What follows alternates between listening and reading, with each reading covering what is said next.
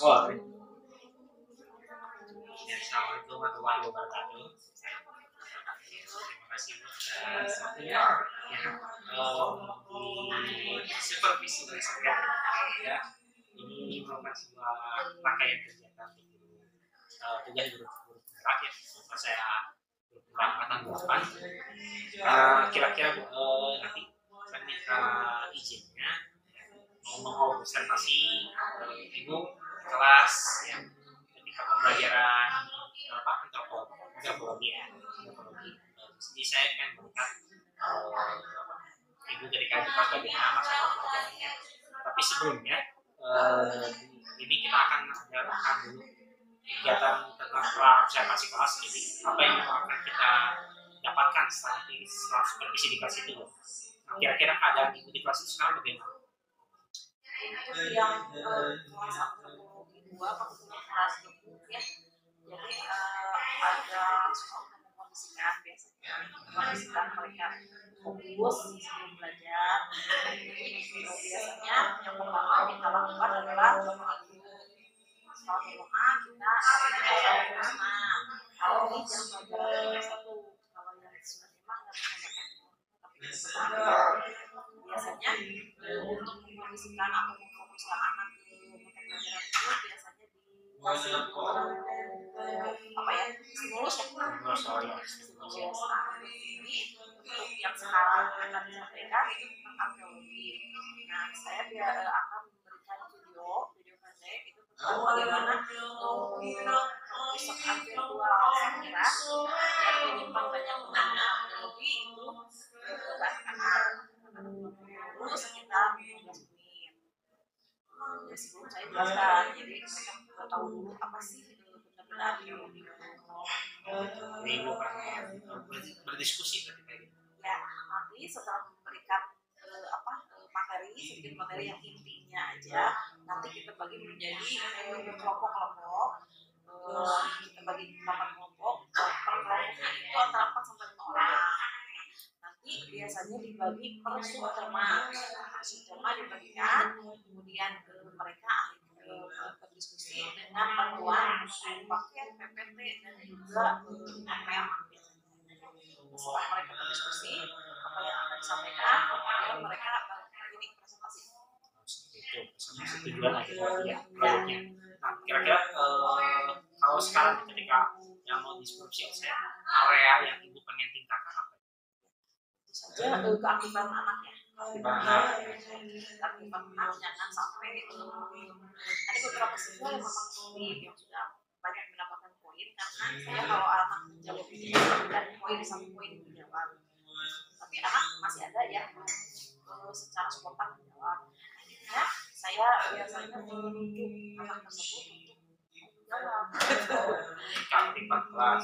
Kalau kondisi sekarang, kalau bisa dimulai dari skala 0 sampai 10, yang ini berapa? Yang ini ya, membedakan jadi sekarang yang kelas yang mana? Yang kelas yang itu yang aman ya, yang kelas umum ya.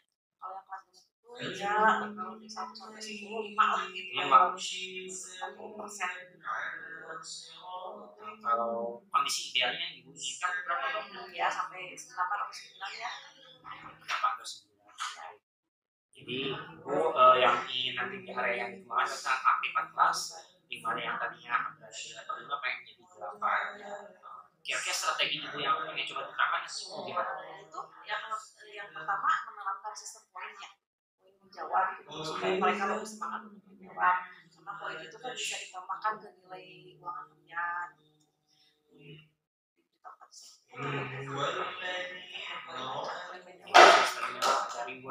Reward berupa poin ya, untuk membangkitkan semangat mereka untuk menjawab. Dan saya juga memberikan yang bertanya itu dan dapat poin. Jadi yang bertanya dan menjawab. Mungkin strategi yang kedua, kemudian strategi yang lainnya mah kalau presentasi diskusi itu diharapkan tidak membaca buku, tidak membaca hasil, jadi tidak dihafalkan apa mereka presentasikan supaya mereka juga bisa berkonsentrasi. Dan caranya satu subbab itu dibagi-bagi, jadi misalnya satu bab dibagi satu sumber itu dibagi lagi sumber lagi yang harus dipahami oleh satu siswa. Ini semuanya bagian untuk presentasi. Nah, presentasi untuk menjelaskan itu berapa poin dulu? Jadi ya biar semua rata ya. Semuanya rata dan berpresentasi.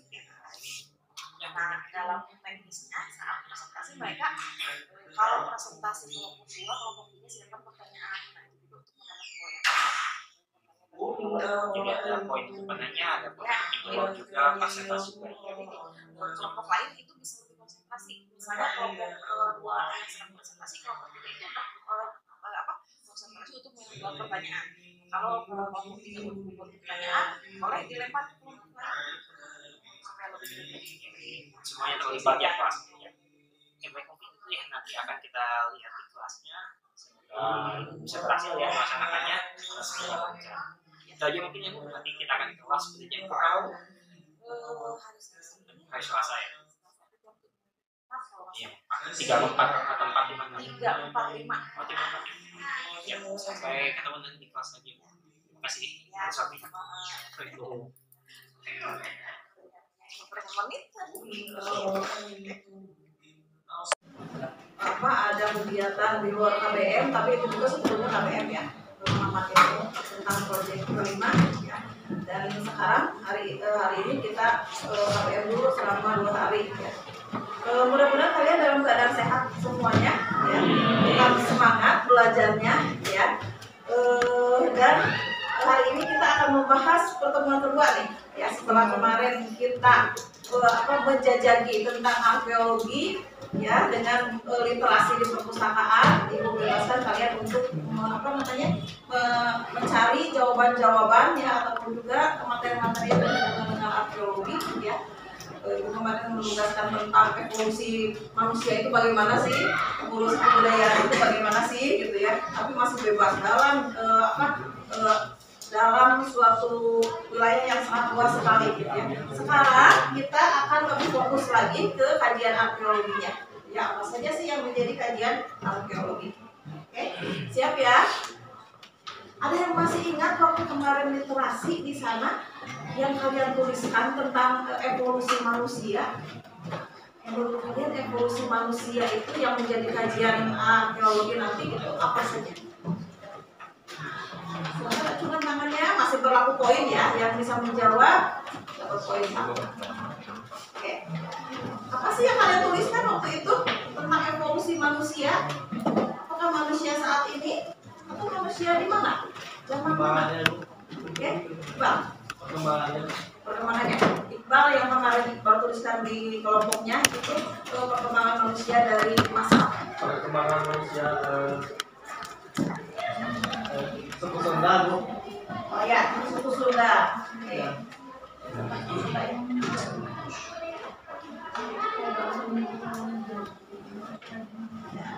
Jadi Iqbal menuliskan tentang perkembangan atau evolusi suku Sunda ya. Jadi kita itu kan generasi keberapa gitu ya. Suku Sunda yang generasi pertama itu meninggalkan benda-benda kebudayaan yang berbeda dengan saat ini. Ya. Jadi itu yang akan menjadi kajian arkeologi, benda-benda kebudayaan yang ditinggalkan oleh pelaku kebudayaan. Ya. Ada yang kemarin menuliskan tentang bendanya, benda kebudayaan, ya nanti. Kujang. Ya, coba diceritakan tadi. Apa itu kujang? Kujang selain menjadi alat untuk keseharian seperti berkebun atau bertani, kujang pun dijadikan sebagai simbol atau dengan apa ya? Simbol status sosial ya. Simbol status sosial. Jadi tidak sembarangan yang punya kujang. Ataupun kujang itu beragam ya. Misalnya kujang untuk bangsawan ya, untuk kelas menengah, untuk kelas bawah itu akan berbeda ya, dari bahan, dari pembuatan dan sebagainya. Oke, ya. Jadi, kujang dari mana kan? Dari Sunda. Dari Sunda. Nah, hal-hal seperti itulah yang akan menjadi kajian arkeologi. Ya. Kita lihat di sini apa itu arkeologi.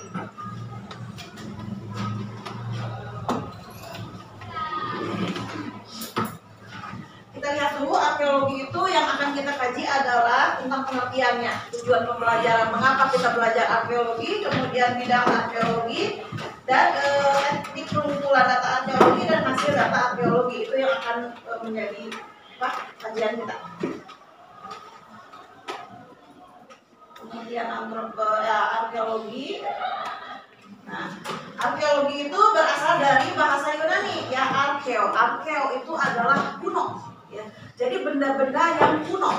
Kalau benda laptop itu benda kuno, bukan? Bukan. Ya, ini benda-benda masa kini. Tapi 100 tahun yang akan datang, ini akan menjadi benda kuno juga. Jadi kajian arkeologi ya. Jadi arkeologi adalah membahas tentang atau mengkaji tentang benda-benda kuno, benda masa lalu gitu ya. Benda masa lalunya yang digunakan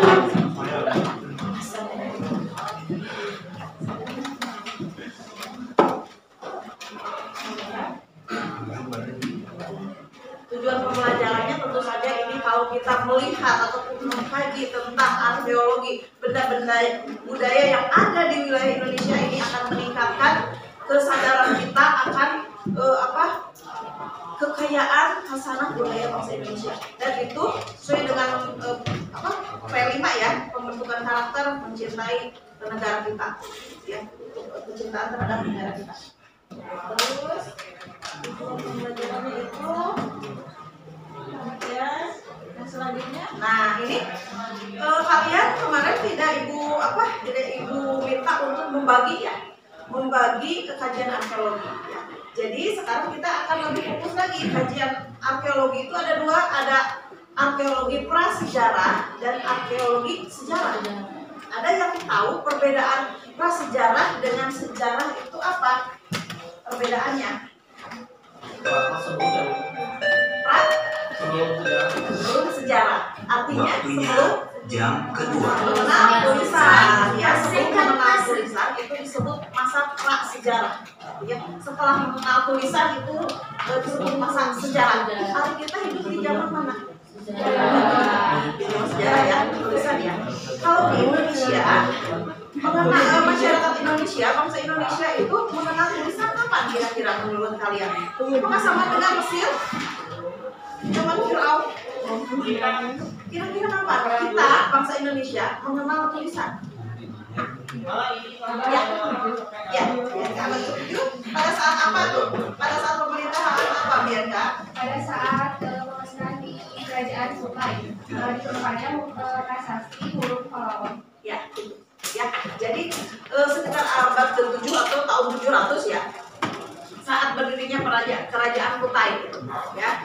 Ternyata di kerajaan Kutai, di kerajaan Kutai itu ditemukan prasasti yang isinya tulisan, yang sudah ada tulisan ya. Jadi kita mengenal tulisan itu bukan kita bisa membaca gitu ya, tapi sudah masuknya tulisan apapun ya, itu karena huruf Pallawa ya, bahasa Sansekerta yang sudah ada di Indonesia. Pada saat kapan? Sekitar abad ke-7. Ada juga yang memberikan pendapat abad ke-4 ya, abad ke-4 saat kerajaan Sunda Galuh ya.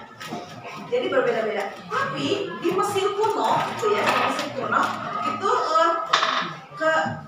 tulisan sudah dikenal sebelum Masehi ya. Jadi mereka lebih cepat pengenalan tulisannya dan lebih cepat teknologi yang mereka ciptakan juga lebih cepat dari bangsa-bangsa lain ya. Kemudian sejarah. Nanti kalian bisa membedakan apa sih benda-benda budaya zaman sejarah dan zaman prasejarah.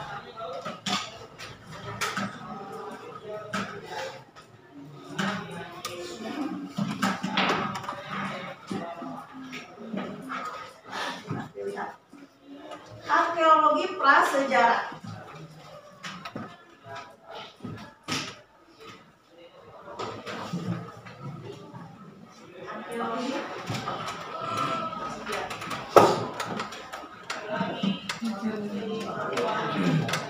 Arkeologi prasejarah yaitu arkeologi yang meneliti benda-benda peninggalan manusia masa sebelum mengenal tulisan. Contohnya, kalian bisa lihat di sini ada alat batu tulang, yaitu pada zaman Pleistosen, zaman purba. Kemudian ada juga lukisan. Di sini lukisan yang melukiskan kehidupan prasejarah hewan dan simbol-simbol. Contohnya lukisan Lascaux di Prancis. Nah, lukisan Lascaux di Prancis ini medianya masih batu. Jadi dinding gua mereka lukis gitu ya, dengan alat-alat yang ada di sekitarnya ya, bukan memakai cat air ataupun apa, tapi biasanya itu yang dipakai itu adalah alat-alat yang berasal dari darah binatang biasanya ya, kemudian juga buah-buahan yang berwarna ya, mungkin juga darah manusia gitu ya, itu dipakai untuk melukis. Apa isi lukisan dari Lascaux di Prancis adalah tentang simbol, yang tentang apa tuh simbol? Lambang ya, lambang gitu ya, lambang. Kemudian juga lukisan hewan. Kenapa mereka bisa melukis hewan? Kenapa bisa melukis hewan sih? Karena secara empiris mereka melihat hewan itu kan, artinya bisa dilukis. Ya gitu. Jadi secara empiris, secara penglihatan itu mereka melihat hewan-hewan tersebut kemudian dilukis. Ya. Kemudian mengapa mereka melukis juga simbol-simbol? Biasanya simbol-simbol ini adalah simbol keagamaan, ya, yang mereka anggap sakral. Ya, simbolnya macam-macam. Ya. Kalau Muslim, Islam, simbolnya apa kira-kira yang kalian kenal? Simbol dari Muslim, oh ya itu Muslim itu Islam. Bulan bintang ya, seperti itu ya. Kalau Kristen salib, rosario itu simbol ya. Sama ini juga mereka sudah mengenal simbol ya, walaupun bukan simbol-simbol keagamaan yang ada sekarang ya. Kemudian situs pemakaman. Jadi pemakaman pada masa dulu itu berbeda dengan pemakaman sekarang, apalagi ini pada zaman prasejarah ya. Pemakaman itu biasanya dengan memakai alat-alat. Satria aja berarti masuk ke kelompok mana ya? Satria pilih mau kelompok mana? Perempuan ya? Sama perempuan ini tidak. Tuliskan nama Satria. Ya. Pemakaman ini berbeda-beda. Biasanya itu terbuat dari batu ya. Jadi batu yang dibentuk kotak panjang untuk menyimpan manusia itu bisa ya. Dan biasanya kalau pemakaman pada zaman prasejarah itu biasanya ada bekal kubur. Mereka membawa bekal kubur apa saja, benda-benda dari orang yang meninggal tersebut ya. Ada juga sarkofagus itu seperti peti mati tapi terbuat dari batu ya, itu sarkofagus ya. Ada tutupnya juga, apa yang beratnya ya, sama itu juga membawa bekal kubur. Ya, ada jejak aktivitas pertanian, jadi pemahaman terhadap astronomi, yaitu Pak Hatta yang mencerminkan pengetahuan tentang bintang dan langit. Biasanya, nah yang ini ya, yang jejak pemahaman tentang astronomi itu ada di lukisan ya. Mereka menggambar bintang, mereka bisa melihat bintang, bisa melihat bulan, mereka gambarkan di dinding gua ini. Kemudian ada reruntuhan struktur batu megalit seperti, nah ini nanti kita lihat ada Stonehenge. Nah, lihat ya gambarnya Stonehenge. Ini adalah kajian arkeologi prasejarah Stonehenge. Ini masih ada di Inggris ya, dan jadi tempat wisata kan. Kapan kita ke sana? Besok. Kita ke Stonehenge, bagus tuh untuk difoto. Ya, jadi ini adalah ya kalian lihat.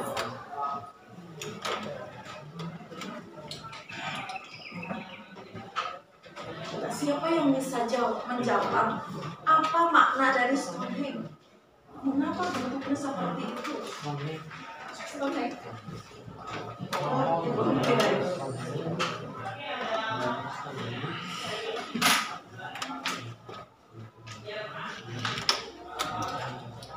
Jadi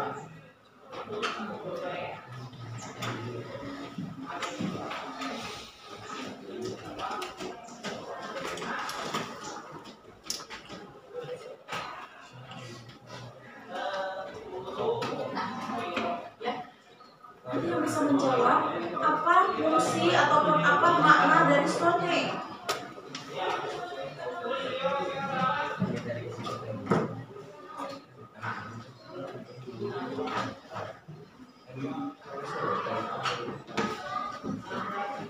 Kira-kira ini fungsinya untuk apa? Untuk masyarakat prasejarah. Warisan dunia. Monumen, ya warisan dunia. Monumen ya, warisan dunia. Kemudian fungsi untuk kehidupannya, ya kehidupan dalam masyarakat prasejarah kira-kira untuk apa? Ya, Untuk memprediksi gerhana titik balik matahari. berarti yang berhubungan dengan astronomi ya. Ayo.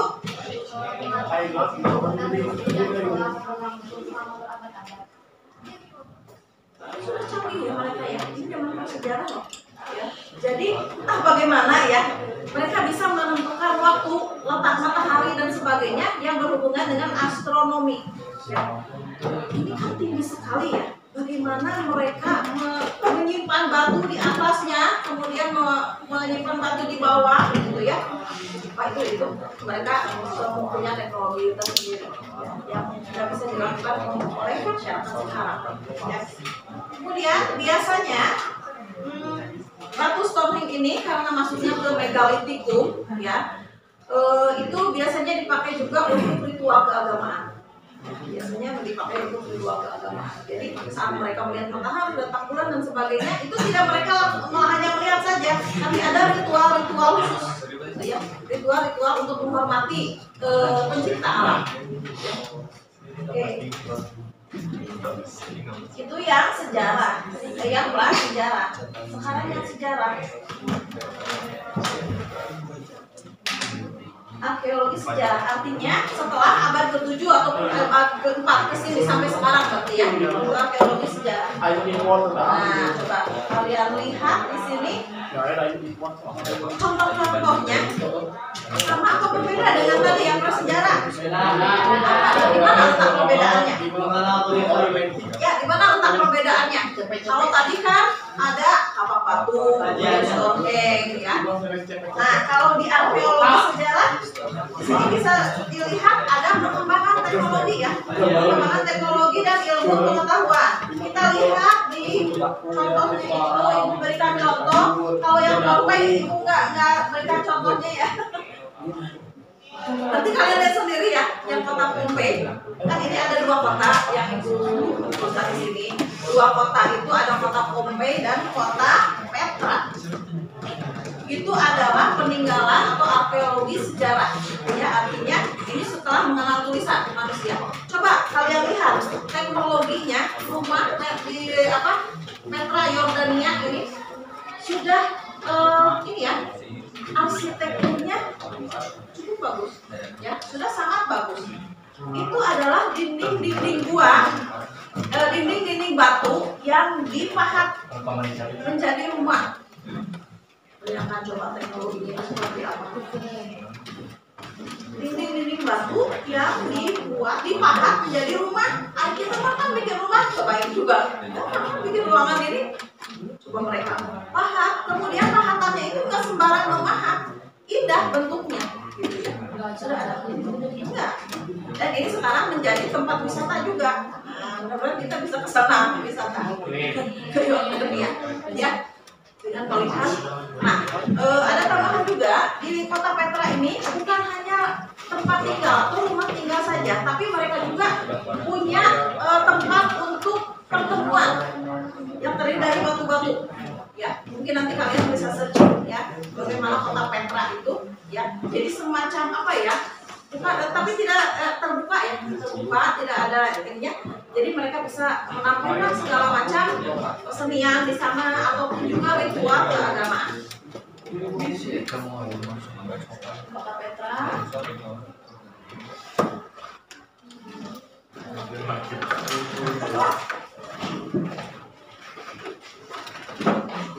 Ya. Ya.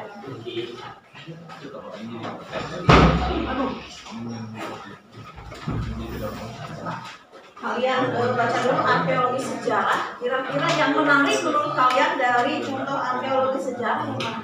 Selain kota Petra. Jadi kalau kota itu adalah kajian arkeologi tentang tata kota. Mungkin saja 100 tahun yang akan datang kota Sukabumi juga sudah menjadi kajian arkeologi, ya sudah disebut kuno. Iya, di Sukabumi itu dulu itu adalah tahun merdeka. Update. Ada sisa-sisa puing-puingnya, ya misalnya apa sih yang dilakukan mereka yang khas kalau Sukabumi? Ya alun-alun, kemudian nah itu bisa jadi kajian arkeologi 100 tahun yang akan datang. Ya, oh iya tata kota Sukabumi ini seperti ini ternyata gitu ya dulu itu. Kenapa alun-alun kok dekat Masjid Agung? Kenapa? Ya, hampir di setiap kota itu alun-alun itu dekat Masjid Agung ya. Karena pusat kegiatan masyarakat ya, itu pusat kegiatan masyarakat kota itu ya, jadi terfokus di sana. Oke, kita lanjut dulu nanti pertanyaannya terakhir ya.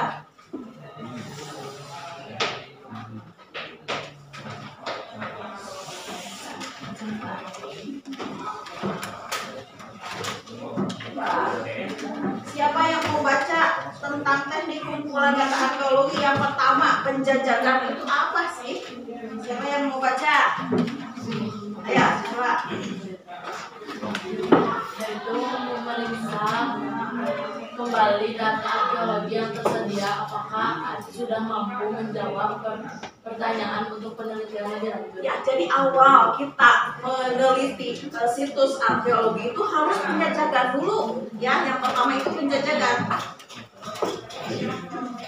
Apakah yang mau kita gali, yang mau kita ekskavasi itu sudah memenuhi memenuhi data-data yang ingin kita ambil? Belum tentu. Berarti harus penjajakan dulu kan? Seperti ke Gunung Padang, kita pergi ke Gunung Padang, kita lihat di sana bagaimana struktur dari Gunung Padang dan yang ada di sekelilingnya. Oh ini sudah bisa nih, sudah bisa diekskavasi, sudah bisa dikaji oleh arkeologi. Lalu kita mengkaji itu, ya. Oke. Kemudian survei, siapa yang mau baca? Kita ya, Intan dulu, nanti ke Ipa. Yaitu pembubaran permukaan tanah bawah air, Dan bawa air. potret udara serta melakukan Ekskavasi. diuji Lubang bagian dan wawancara terhadap Nah, gitu. Karena sudah ditemukan suatu situsnya, oh iya ini bisa digali loh, bisa diteliti ya. Kita lihat saja, kita datang ke Gunung Padang. Tahap selanjutnya adalah survei. Ya, survei itu melihat air yang ada di sekitarnya, ya air bawah tanah, kemudian juga potret dari udara, dan tidak lupa kita bisa wawancara masyarakat sekitar. Ya, masyarakat sekitar yang sudah lama tinggal di sana biasanya bisa memberikan data tentang bagaimana sih Gunung Padang itu gitu ya. Mungkin tahu gitu ini dulunya tempat apa dan sebagainya ya. Nah, itu namanya survei. Jadi sudah satu tingkat di atas penjajakan. Oke. Nah, Ipa, enggak. Sekarang ekskavasi ya. Ekskavasi yaitu teknik pengumpulan data melalui penggalian tanah yang dilakukan secara sistematik untuk menemukan suatu atau himpunan peninggalan arkeologi dalam situasi in situ atau usaha pelestarian alam yang dilakukan dalam habitat aslinya. Oke. Nah, jadi ekskavasi itu mulai menggali. Ya karena sudah disurvei itu layak untuk digali ya. Digali untuk apa? Bisa Ya. Oke, kita lihat hasil data arkeologi. Hasil data arkeologi itu ada 4. Ada artefak, ada fitur, ada ekopark, dan ada situs. Nah, ini data arkeologi itu. Bukan kalau kita kan kemarin latihan wawancara, yaitu datanya hasil wawancara kan. Kalau arkeologi tidak. Ya, arkeologi ini ada artefak, benda ya. Ekopark, fitur, dan situs.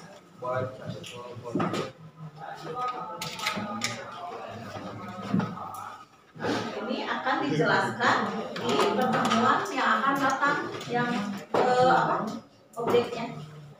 objek dari arkeologi penggunaannya tentang kajiannya. Nah, kayak gini. Ya. Kemarin sebetulnya kita sudah mulai belajar tuh waktu di perpustakaan itu kalian mengkaji artefak. Ya, ada tadi dari itu Kujang. Ya. Kelompok yang lain apa yang dikajinya benda kemarin? Ada Kujang, ada Candi ya. Siapa tuh? Kelompok mana? Benda ya. Candi. Terus ada lagi yang lain. Farhan Kak. Kalian kemarin menulis apa sih bendanya tuh? Lagi Bu. Sama ya, Kujang ya. Bu yang kemarin senjata. Senjatanya apa? Disebutin nggak? Enggak Bu. Nah, itu siapa? Yang di belakang teh, Rizka April. Masih ingat? Sama kayak Agus. Sama kayak satu.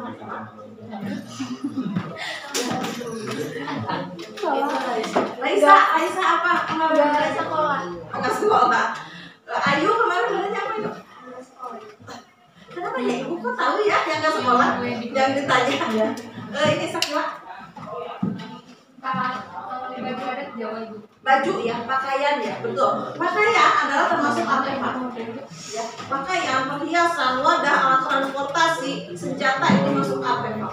Ya, artinya bisa diteliti secara arkeologi. Nah, sekarang itu nyala ya Dan ya. Sesi pertanyaan ya. Sudah buat pertanyaan semua? Nah, pertanyaannya. Oke. Nanti ada yang dijawab juga ya. Pertanyaan. Oke, kita tuker dulu. Nih, ini permainannya. Silakan. Ini ketuanya salah. Ketuanya siapa di sini? Aduh, ayo kan dibaca pertanyaan dari ngomongin apa?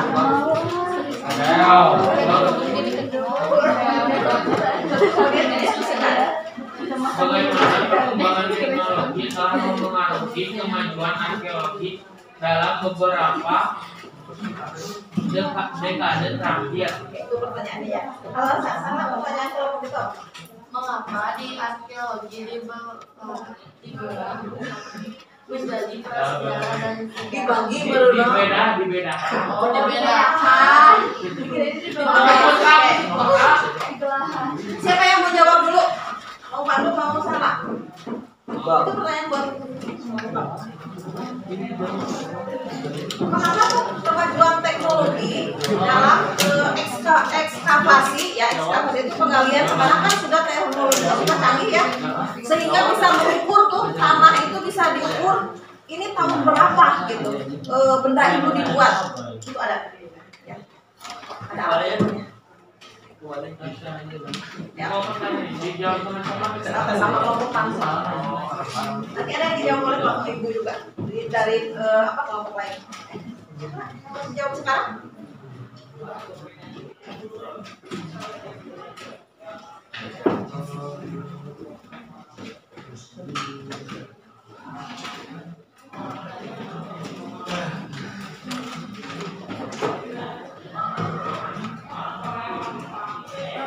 Satu lagi besok ibu yang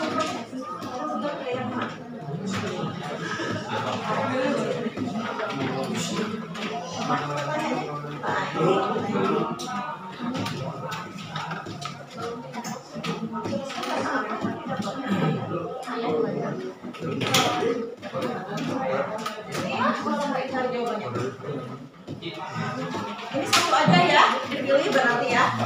Ini ada 3 pertanyaan, pilih 1 pertanyaan aja yang nanti dijawab. Ya, salah. Menjawab pertanyaan yang dari kayak yang tadi udah dijelasin ya, perbedaan prasejarah sama yang sejarah. Kalau yang prasejarah zaman sebelum mengenal tulisan, kalau misalnya yang sejarah zaman sudah mengenal tulisan. Mengapa harus dibedakan gitu ya? Mengapa harus dibedakan? Atau harus dibagi jadi masalah sejarah, ini masalah sejarah. Kira-kira menurut kalian kenapa harus ada pembagian seperti itu?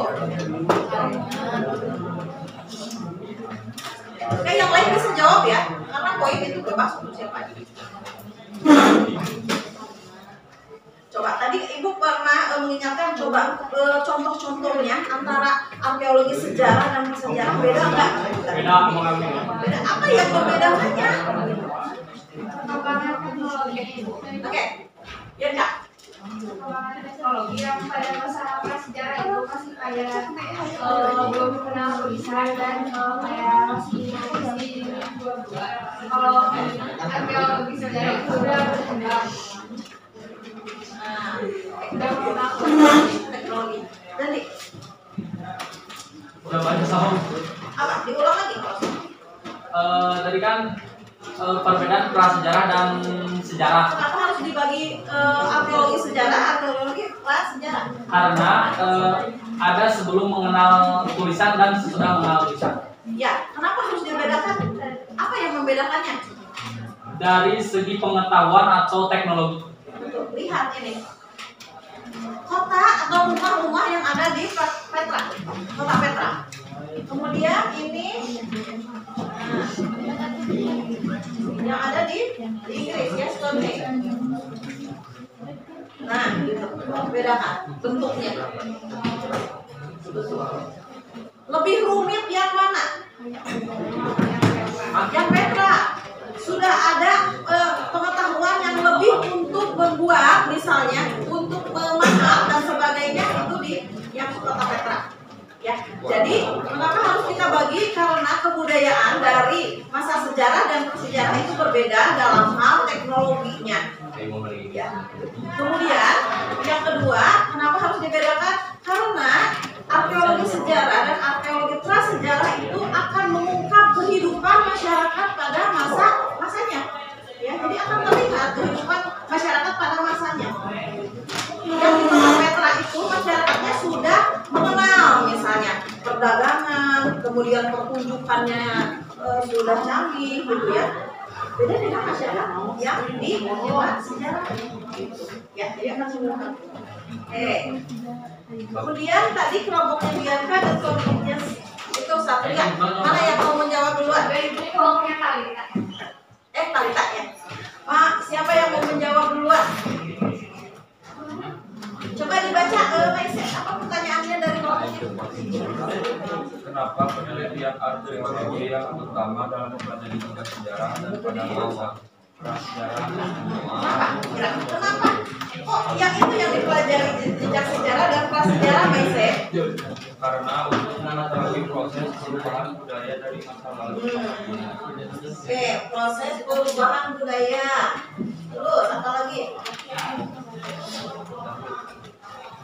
Atau evolusi budaya ya, evolusi masyarakat dan budaya.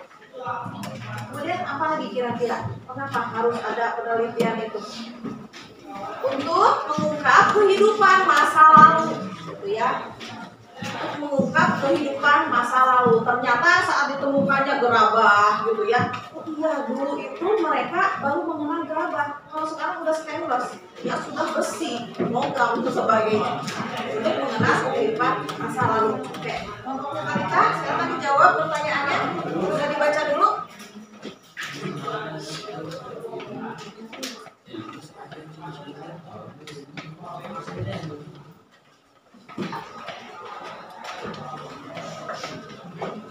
Oke, apa pertanyaannya?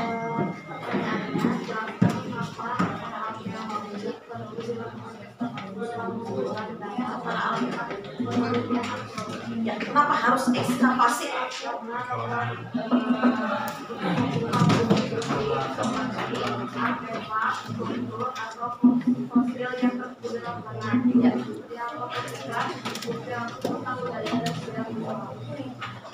Kenapa harus ekskavasi? Kenapa harus menggali? Karena benda-benda arkeologi itu biasanya banyak yang terpendam di dalam lapisan-lapisan tanah. Jadi harus digali.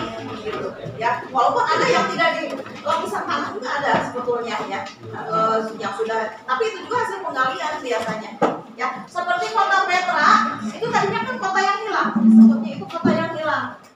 Entah kenapa ada yang menemukan, akhirnya digali lagi. Oh ternyata ini kota yang sangat besar sekali setelah penggalian. itu tadinya tertutup oleh batu-batuan, tanah dan sebagainya. Oke, ketemu lagi itu kota yang hilang, ya. Seperti satu lagi kota Pompei. Ini pernah membaca kota Pompei? Ada yang sudah pernah membaca, melihat kota Pompei itu seperti apa? Coba sekarang searching Pompei. Saranjana mah kota gaib ya teman. Ayana di Kalimantan, nanti tayangnya tanggal 26 Oktober di Moviplex.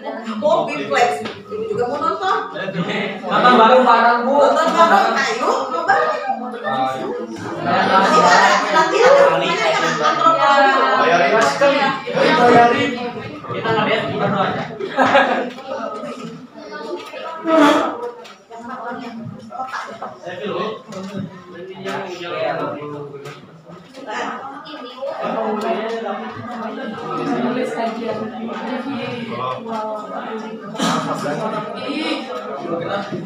Nanti lagi lihat kota Pompei dulu nanti.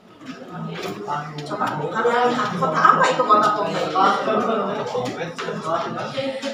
Nonton? Ayo kasih tahu ibu. Antro ini si para ini tuh apa? Ayo sok sama kalian pesannya tiket.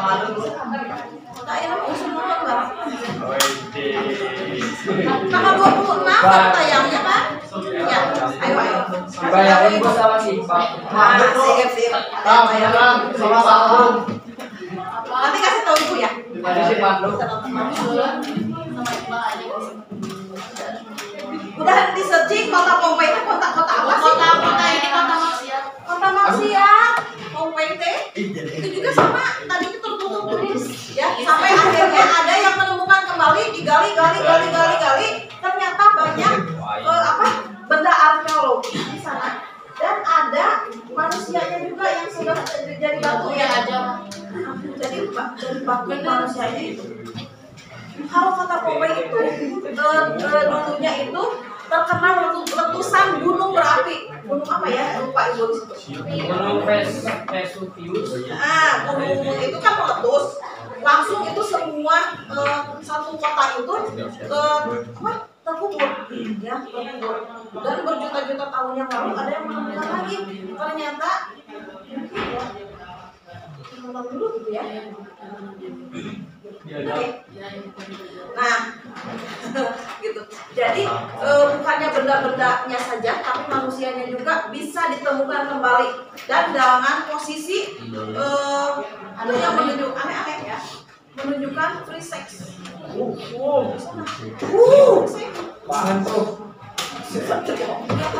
Itu jadi batu mau nggak satria? Bukan paling punang ya. Dan itu jadi situs arkeologi. Ayo kita ke sana ke kota Pompei. Boleh. Nah ya, jadi seperti itu. Nah itu juga menjadi kajian arkeologi. Oke, sekarang grupnya Pandu dan kawan-kawan mau menjawab pertanyaannya salah. Ya. Bagaimana? Ada saran Kemajuan teknologi dan dengan perkembangan yang sangat pesat seperti virtual reality, 3D fotogrametri, hingga artifisial.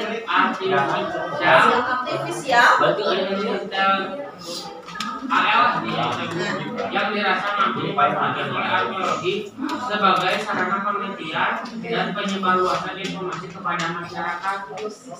Kita juga nanti akan melaksanakan virtual, bukan virtual,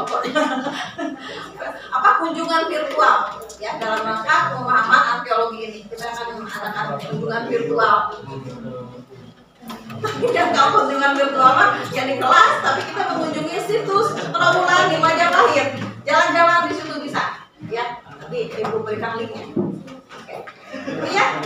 Jadi sudah bahkan bisa virtual. Sekarang ibu mau minta pertanyaan dari kelompok. Pertanyaan. Jawab ya.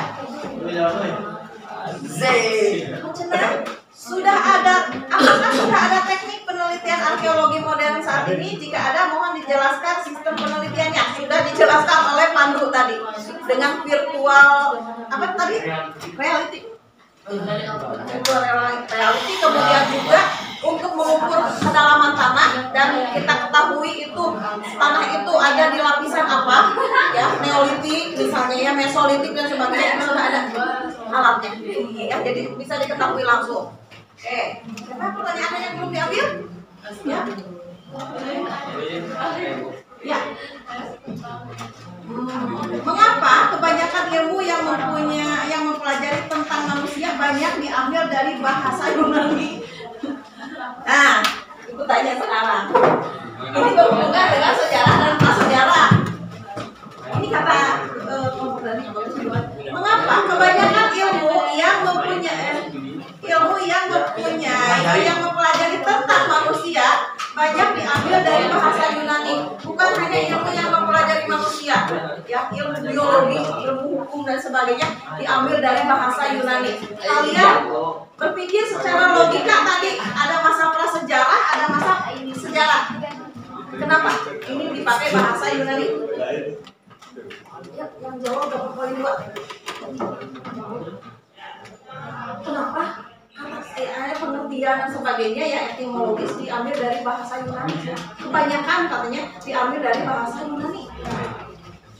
Kenapa yang bahasa Indonesia?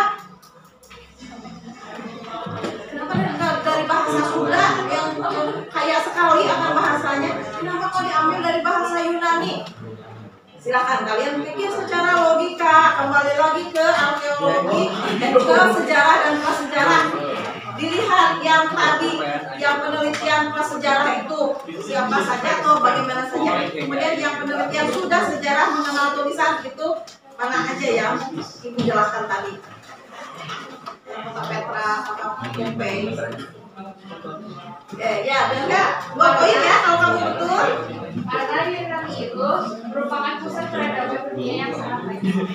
Dan mengenal tulisannya lebih awal dari sejarah negara lain. Mesir, Yunani itu lebih awal pengenalan bahasanya, pengenalan tulisannya gitu kan. 2 poin ya, enggak ya. Siapa yang belum diambil pertanyaannya? Ya. Apa tantangan utama dalam bidang arkeologi saat ini? Bagaimana cara arkeologi menentukan usia? Oh ya, usia sudah ada alatnya untuk mengukur tanah ya. Jadi lapisan tanah itu berapa ya?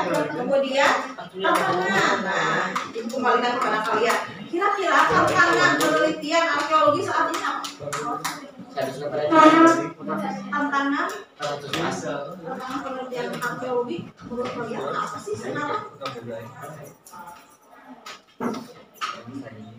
Oke, ayo angkat tangan dulu. Gak tahu mau dijawab sendiri.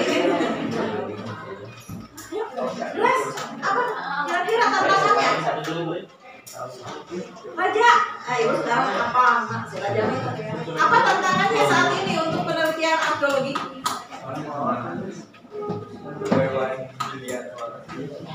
Apa tantangan penelitian arkeologi saat ini?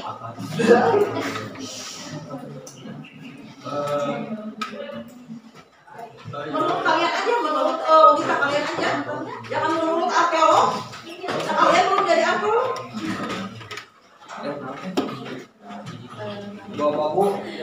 Apa tantangan penelitian atau kajian arkeologi saat ini menurut pendapat kalian? Belum tahu mungkin Ya, gimana? karena sering berjalan waktu ya. Nah, kesulitannya letak dari benda arkeologi itu tidak terdeteksi ya, karena kedalamannya sudah sangat dalam bisa. Ya, Raja. Tantangannya.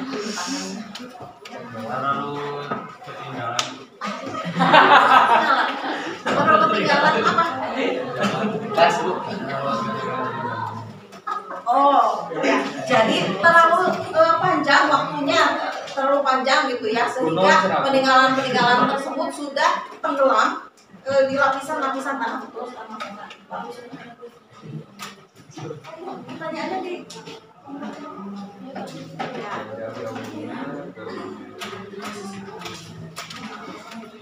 Pertanyaan apa lagi pertanyaannya?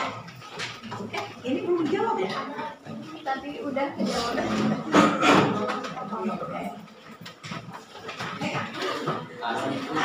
Ya, sekarang sebelum ibu akhiri, siapa yang mau bertanya?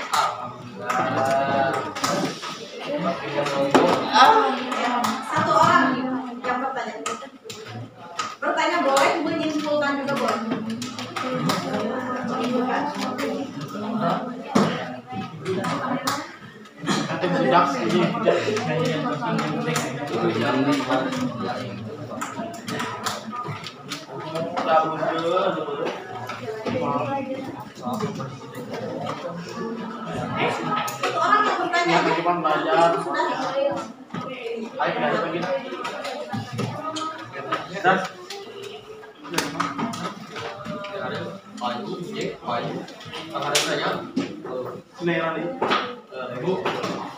Ya, nanti. Katanya ada nggak Bu ketika penemuan arkeolog itu misalnya postur tubuh manusia pada zaman dahulu dengan sekarang ada perbedaan atau tidak dengan volume tangan atau tulangnya yang besar atau gimana? Banyak dari ukuran itu banyak perbedaan ya. Ukuran tubuh, tulang-tulang tubuh, ukuran volume otak juga sangat berbeda. Jadi volume otak itu apa yang membedakannya ya? Ada yang misalnya kalau kita itu kan 1300 ya volume otak manusia modern ya.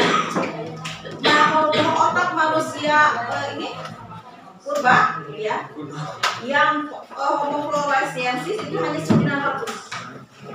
Ya. Jadi dari postur tubuh ya, banyak perbedaannya, lebih giant, lebih besar. Tapi ada juga yang lebih kecil, seperti kurcaci ada itu yang di Homo floresiensis.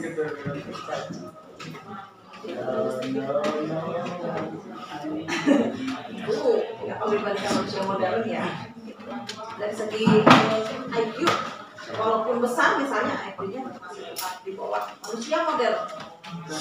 Jadi ukurannya dari benda-benda yang ada di sekelilingnya tentu saja beda ya, karena sesuai dengan kebutuhan fisiknya sudah sangat berbeda sekali.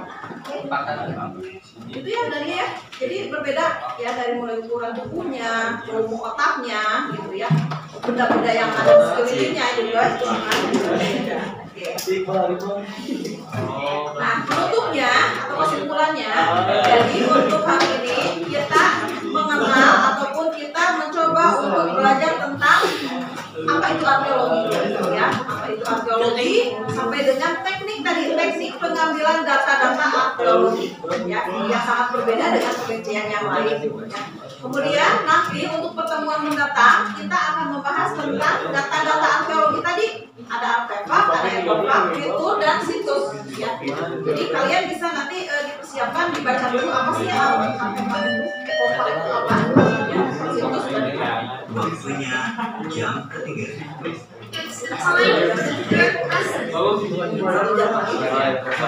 Sampai di sini dulu. Terima kasih atas perhatiannya. Ya. Jangan dulu bubar ya. Nanti Ya Bu. wassalamualaikum warahmatullahi wabarakatuh. Jadi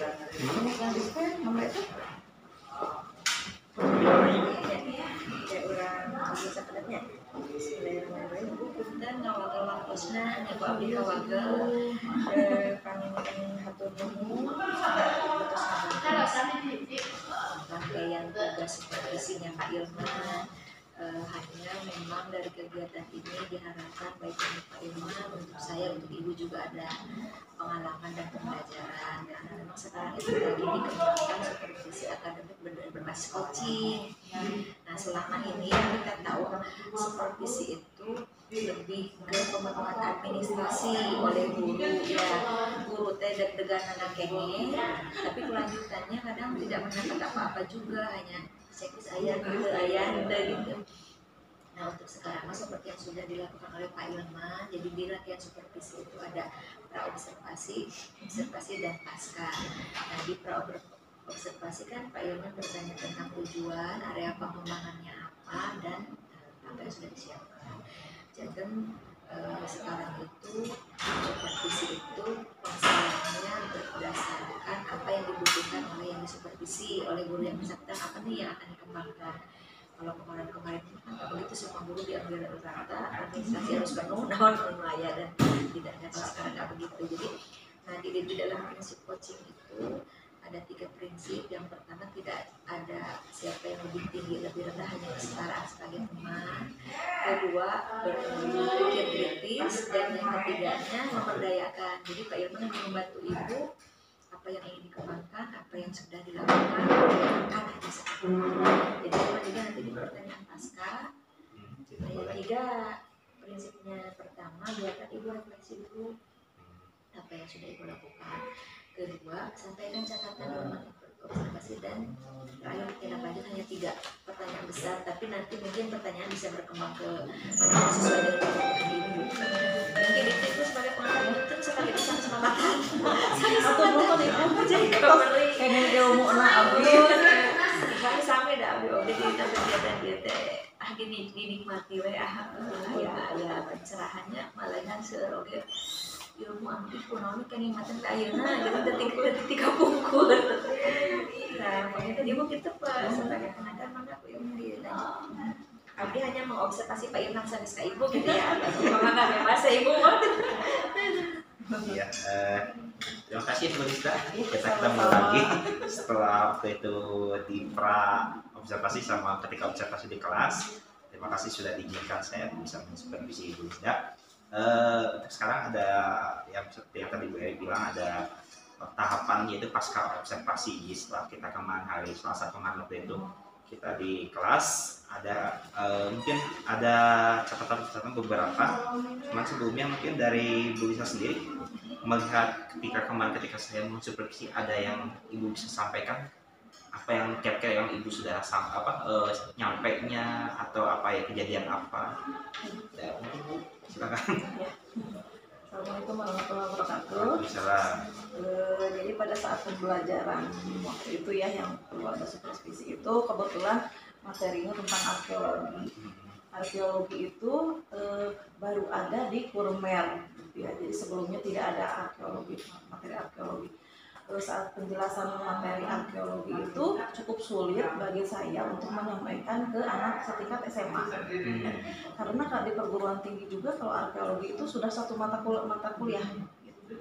Jadi bagaimana saya menyederhanakan materi tersebut supaya anak bisa menyerap semaksimal mungkin. Mungkin kendalanya anak sama sekali belum mengenal itu arkeologi yang pertama. Oleh sebab itu saya kemarin mengembangkan tekniknya itu discovery ya, discovery learning untuk menemukan sesuatu hal-hal yang baru. Anak diberikan dibimbing dulu dengan melihat PowerPoint, uraian-uraian singkat apa itu arkeologi. Kemudian setelah pengantar melalui PowerPoint itu, saya bagi menjadi beberapa kelompok siswa untuk bisa mendiskusikan apa yang sudah didapat di PowerPoint tersebut, materi tersebut. Kemudian setelah itu, supaya anak lebih aktif juga, saya meminta anak itu untuk mendiskusikan pertanyaan yang akan mereka tanyakan mengenai sub-sub materi. Jadi sub-sub materinya dijadikan kelompok. Ya, jadi sub materinya dijadikan kelompok, jadi dibuat 8 sub materi kalau misalnya. Jadi misalnya kelompok A tentang sub materinya itu bagaimana itu arkeologi, kemunculannya, pengertiannya dan sebagainya, dan seterusnya. Dan alhamdulillah anak bisa mengikuti itu ya, dengan kita memberikan materinya secara di PPT secara luas, tapi anak bisa mencerna secara sempit, artinya persubabnya aja. Untuk menjelaskan persubab itu, anak melakukan presentasi dan ada beberapa pertanyaan yang harus dijawab untuk sekolah semuanya. Kalau misalnya teman sebayanya, teman sejawatnya tidak bisa memberikan jawaban, kita baru kita bantu. Jadi diusahakan anak dulu yang aktif bertanya dan menjawab dalam suatu lingkup kelompok. Terima kasih Bu. Ya sesuai apa yang saya catat juga ya di sini, Ibu membudayakan atau menumbuh kembangkan potensi anak ya untuk bersikap aktif ketika pembelajaran juga. Terus di sini juga saya juga mencatat ada komunikasi, jadi anak ada diskusi presentasi ya dari tiap subbab itu, dan juga aktif dalam pembelajaran prosesnya. Dari ada yang nanya, ada ke depan seperti itu ya. Kalau boleh tahu mungkin perasaan Ibu ketika mungkin disupervisi dengan cara ini, adakah yang Ibu bisa utarakan ketika disupervisi? Namanya juga kalau diamati oleh orang lain ya Bu ya, walaupun itu mungkin tidak ada penilaian ya dari Pak Ilman ya, saya nilainya berapa gitu, tapi yang namanya ada pihak lain di kelas kemudian melihat kita menyampaikan materi itu kan agak ini juga gitu ya, saya agak nervous juga. Tapi setelah dijalani dan saya berikan strategi pembelajaran itu ke anak bisa mengikuti, alhamdulillah nervousnya hilang, berganti dengan rasa bahagia. Gitu. Jadi belajar dengan happy gitu dengan tidak mendapatkan seperti itu supervisinya. Ya. Baik. Terus kira-kira Bu, kalau area apa yang kan ketika Ibu kita bilang waktu di para observasi Ibu bilang level 5 yang boleh pengen tentang keaktifan pembelajaran. Kira-kira kemarin setelah Ibu melakukan pembelajaran ada peningkatan atau ada perubahan ya? Ada. Jadi selain kita bagi per kelompok juga dan diusahakan harus ada pertanyaan yang kritis, saya juga memberikan apresiasi ya kepada mereka dengan memberikan poin positif ya, poin positif saat ada yang bisa menjawab, yang bertanya diberi poin dan yang menjawab juga diberi poin. Jadi mereka semangat untuk memberikan pertanyaan-pertanyaan, dan sampai akhir pembelajaran itu sebetulnya masih ada pertanyaan yang belum terjawab gitu. Jadi makin banyak pertanyaannya. Alhamdulillah, berarti dari level 5 itu naiklah jadi level 8 ya. Ya ada peningkatan. Terima kasih ya.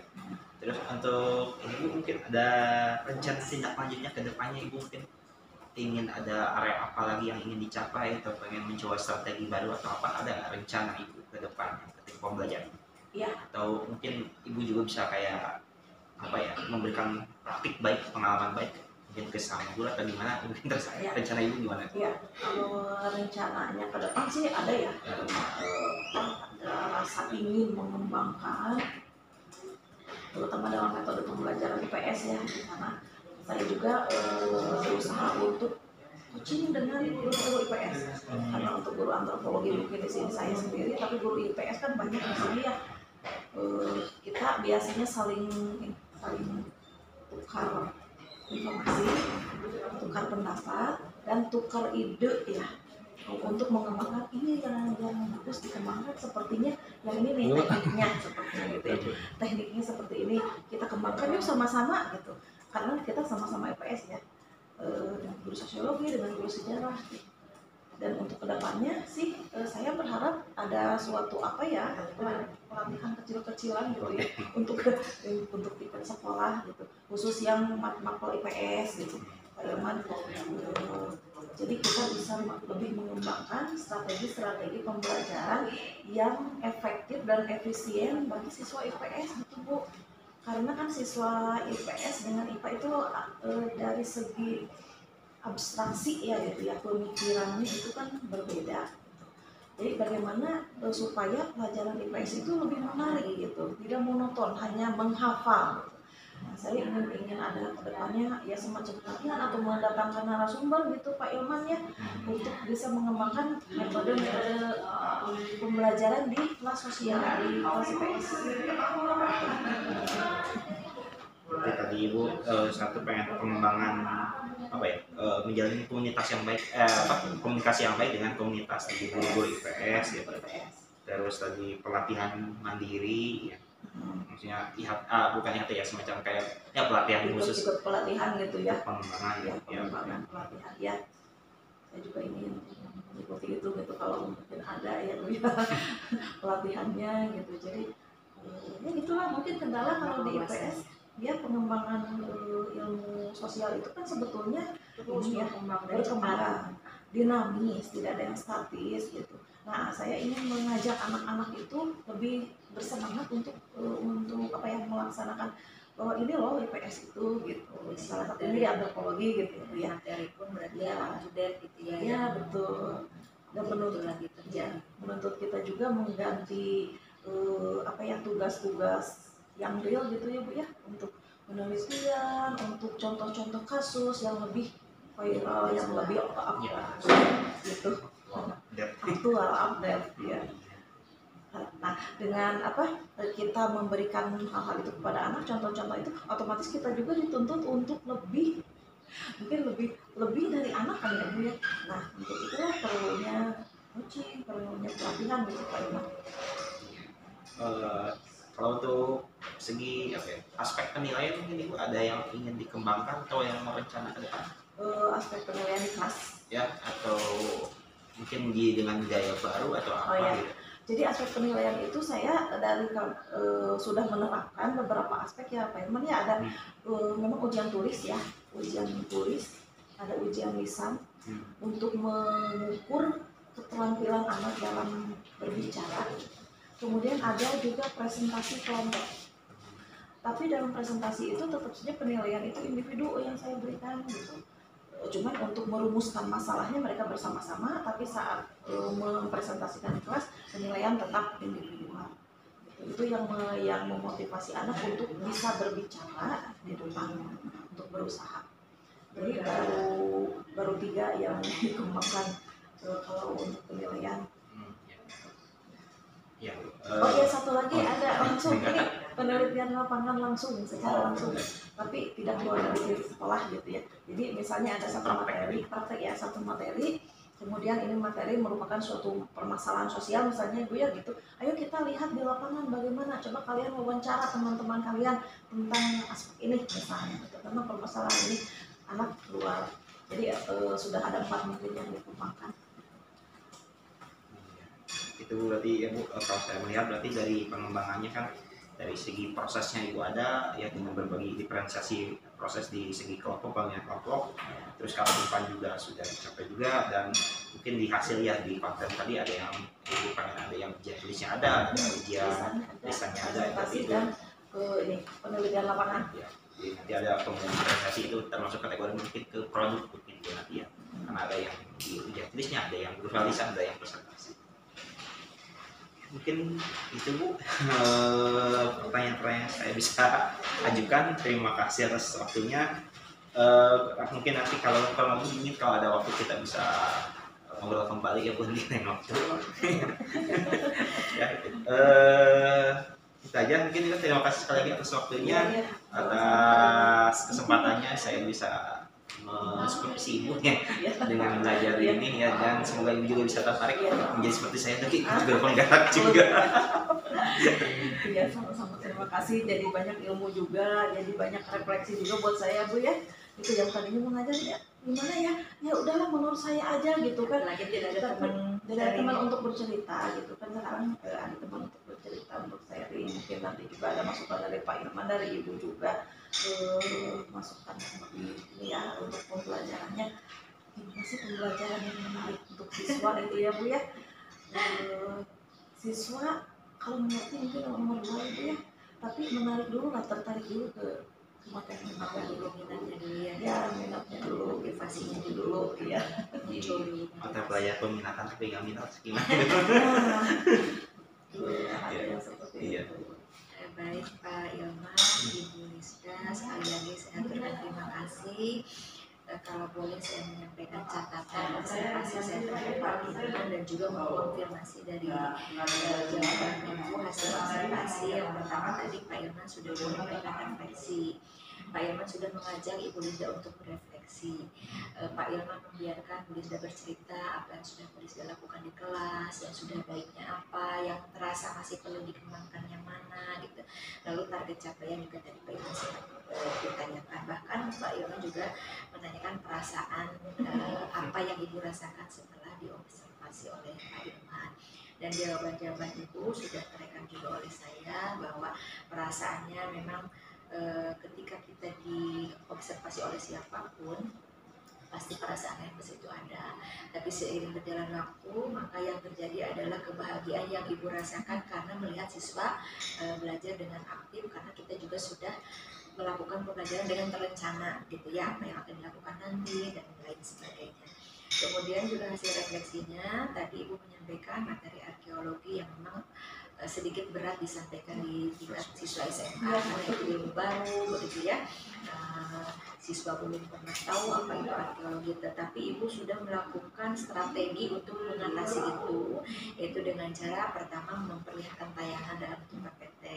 Lalu di dalam PPT itu ada uraian singkat dan Ibu melakukan pengelompokan siswa berdasarkan subtema, sehingga ketika ada 8 subtema ada 8 kelompok juga yang berkelompok. Berarti itu strategi yang dijalankan dan terbukti dari yang asalnya menurut Ibu level 5 di aktivitas siswa sudah tercapai di 8. Itu kan sudah kemajuan gitu ya.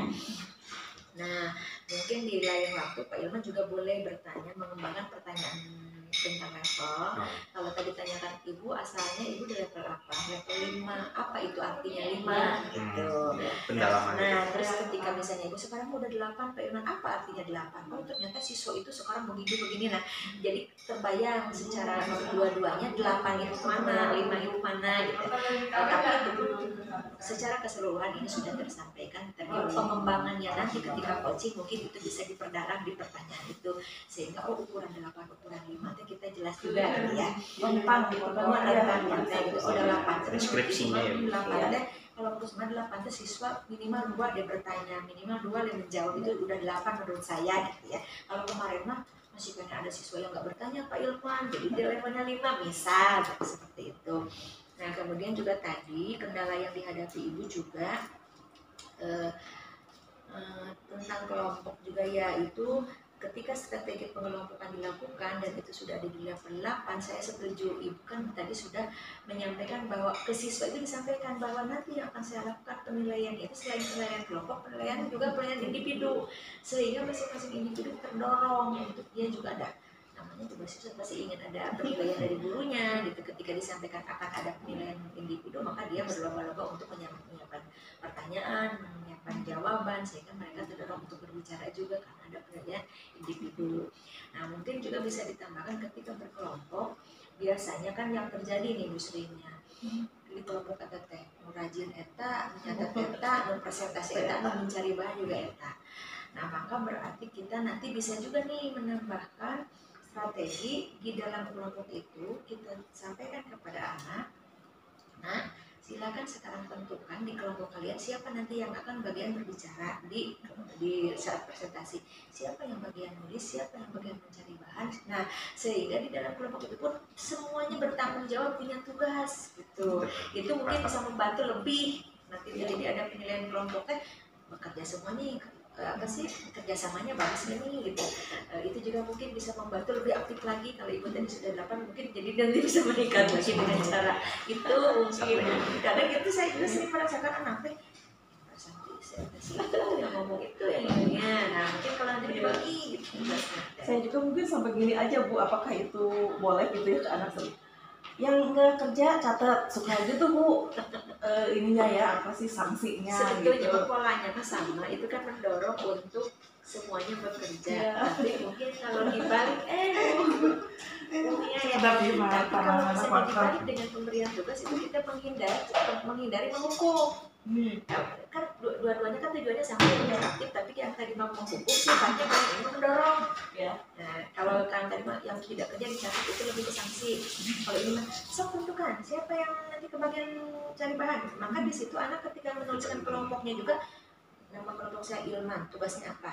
Nah, jadi kelihatan tuh dia tugasnya itu gitu. jantan mungkin itu mangga cari mungkin itu ibu seperti ibu nggak salah juga tadi kurang tepat ya Bu ya kalau hanya lebih pas kayaknya daripada kita harus menghukum lebih baik mendorong gitu ya gitu saja tapi semuanya sudah berjalan dengan baik. Lalu tindak lanjut, nah ini juga sama, saya setuju banget ya Ibu tadi tindak lanjutnya ini menggunakan metode dengan cara ingin berpraktek baik dengan teman sejawat, ingin dibentuk juga komunitas. Ini berarti tugas Ilman dibentuk dengan Kombel. Sekarang kan kita lagi digalakan komunitas praktisi dan komunitas keperawatan. Sekalipun Ilman tidak masuk ke komunitas Ibu, tapi bisa memfasilitasi. Nah nanti di kelompok belajar itu kan tidak hanya berbicara tentang metode pembelajaran, tapi pengembangan kompetensi guru di bidang lain juga seperti tadi mau berbagi praktek sekitar CGT boleh-boleh aja. Sekalipun nanti sudah terbentuk komunitas untuk pembelajaran IPS, dengan juga bisa misalnya kolaborasi dengan guru lain, guru SMA 2 misalnya ada yang ini nih sok diundang untuk berbagi praktek baik kan nggak masalah, termasuk penyampaian CGP juga di sini ada 6, tidak harus Ilman yang menyampaikan, bisa kolaborasi dengan yang lain untuk berbagi pengalaman apa-apa. Dan kemudian juga di penilaian ya itu sudah itu sawilas ada penilaian bisa presentasi kelompok dan penilaian di luar kelas yang observasi, wawancara dan di lingkungan sekolah. Baik Ibu semuanya, kalau untuk standar pertanyaan coaching sudah disampaikan oleh Pak Ilman. Ibu juga sudah menjawab pertanyaan coaching. Sekali lagi punten Billy Abi sama sekali harus mengajari Ibu. Nanti kita mari sama-sama dari kegiatan ini mudah-mudahan ada manfaat buat kita semua gitu ya. Diharapkan nanti itu metode coaching seperti ini jadi kebutuhan setiap guru. Jadi guru yang akan disupervisi itu bukan dapat beban harus supervisi, harus menyediakan ini itu, tapi menjadi kewajiban kewajiban kita semua. Misalnya ibu mau coaching kan lah, abdi ngajarkan sakurang iyo gitu. Nah, ya Bu ya. Termasuk tadi tindak lanjut itu. Kalau tadi ibu kan berarti area pengembangannya di aktivitas siswa sehingga dari 5 ke 8. Lagi bagaimana betul belum diobservasi misalnya ini memberikan instruksi yang efektif terhadap anak bisa. Ingin saya meningkatkan kompetensi bertanya yang efektif misalnya, itu biasa. Nanti kita yang ingin dikembangkan kita yang mana? Karena bisa jadi setiap guru kan berbeda kebutuhannya. Tidak semuanya butuhnya butuh ada RPP lengkap. Ya kadang-kadang guru yang udah nikmat menurutkan RPP nikmat tuh orang aja RPP kan oke gitu. Kaku gitu ya Bu. Jadi nanti seperti cara yang dipijit coaching teh bisa jadi Pak Ilman kasih apa semuanya dari itu kan kesetaraan. Tidak harus kita harus coaching dengan orang yang senior, enggak juga.